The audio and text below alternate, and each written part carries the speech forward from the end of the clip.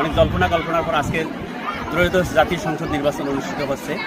তো দেখা যাচ্ছে যে ভোটারদের মাঝে স্বতঃস্ফূর্ত উপস্থিতি লক্ষ্য করা যাচ্ছে। মহিলাদের মাঝে বিশেষ করে অনেক উচ্ছ্বাসের ছোঁয়া বিরাজমান।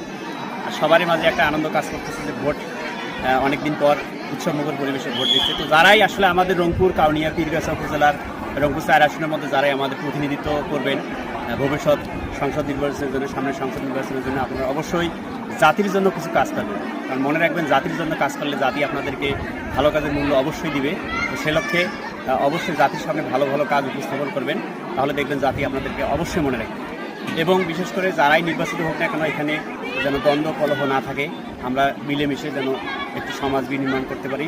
সে লক্ষ্যে আমি অবশ্য আজকে আমার স্মরণীয় দিন, কারণ আমি আজকের দিনে অ্যাট এ টাইমে 2টি ভোট দিয়েছি। এই ধরনের সিচুয়েশন ভবিষ্যতে যেন না আসে, কারণ এই সংস্কার যেন ভবিষ্যতে যেন না আসে, সে লক্ষ্যে আমি অবশ্যই গণভোটের পক্ষে, হায়ের পক্ষে ভোট দিয়েছি। তো আমি দিন শেষে সকলের সুস্বাস্থ্য এবং দীর্ঘায়ু কামনা করছি, বিশেষ করে বাংলাদেশের উত্তর সমৃদ্ধ কামনা করছি। ধন্যবাদ।